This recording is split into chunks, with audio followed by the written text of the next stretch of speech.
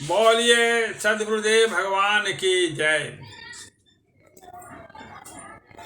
वैदिक संहिता के आधार पर बहुत से प्रमुख ऋषियों के अद्भुत वाणी पर विचार किया गया।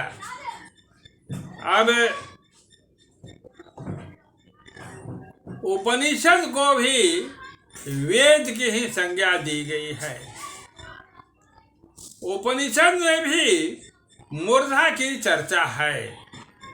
ऐसे श्लोकों पर आज चर्चा की जाएगी। सबसे पहले जो ऐतरेय उपनिषद है उसमें सृष्टि क्रम का वर्णन है। सृष्टि क्रम का वर्णन करते समय परमात्मा पंचभूतों के सृजन के बाद सभी हमारे इंद्रियों के अधिष्ठात्री देवता का निर्माण किए। अधिष्ठात्री देवता को अब रहने के लिए स्थान चाहिए था, तो उस स्थान के लिए सर्वश्रेष्ठ मानव शरीर को ही पसंद किया गया। मानव शरीर का भी निर्माण हो गया और उसमें उनको प्रवेश करने का भी यथास्थान आदेश हो गया।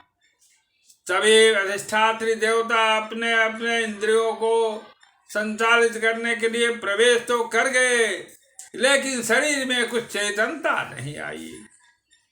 जब चेतनता नहीं आई तो परमात्मा सोचे कि अब इसमें चेतनता लाने के लिए मुझे भी उसके साथ, आत्मा के साथ प्रवेश करने की आवश्यकता है।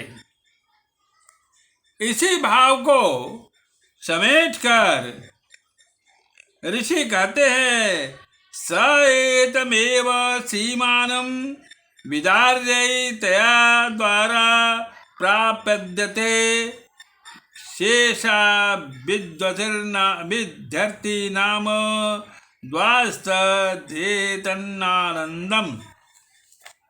बंधुओं,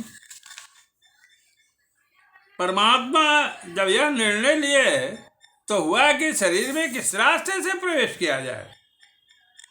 तो सिर के ऊपरी भाग को ही वे सबसे उपयुक्त समझ के उसे विदीर्ण कर दिए, उसमें एक सूक्ष्म रंध्र बना दिए और उस सूक्ष्म रंध्र से, चूंकि परमात्मा भी सूक्ष्म है, आत्मा भी सूक्ष्म है, आत्मा के साथ वे भी उसमें प्रवेश कर गए।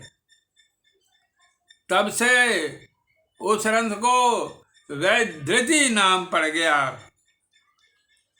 चूंकि परमात्मा का साक्षात्कार इसी रंध्र से बाहर निकलने के पश्चात होता है, इसलिए इसे ब्रह्म रंध्र भी कहते हैं।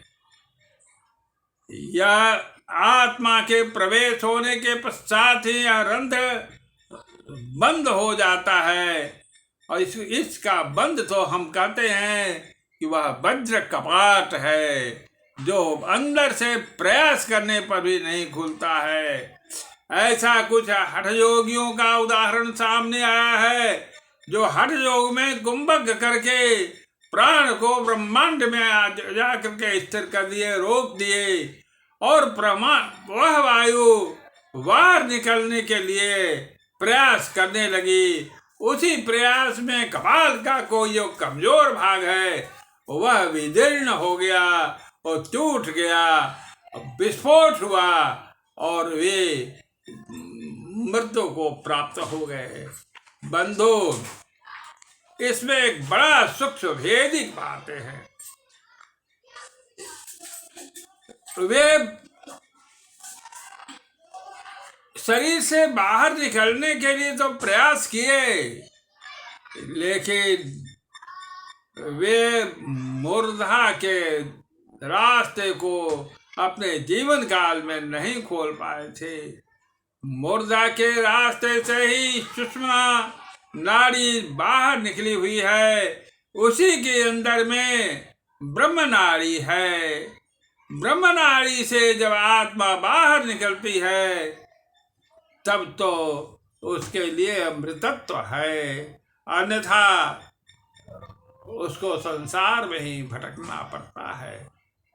बंधुओं, उस नाड़ी उससे बाहर निकलने के बाद ही वह परमात्मा का साक्षात्कार कर पाता है, और जब परमात्मा का साक्षात्कार कर लेता है तो वहां पर तो अखंड आनंद ही आनंद है। उस आनंद का बराबरी तो करने वाला कुछ है ही नहीं है, इसलिए उस आनंद में वह विभोर रहता है। और तब यदि वह अपनी चेतना को पुनः समेट लेता है, अपना प्रारब्ध हो गया और पूर्ण आयु कर बिताने के लिए, तो यहाँ भी उस परमात्मा को देख करके आनंदित होते रहता है। बस यही भाव कह करके आज का वाणी विराम देता हूँ। बोलिए सद्गुरुदेव भगवान की जय।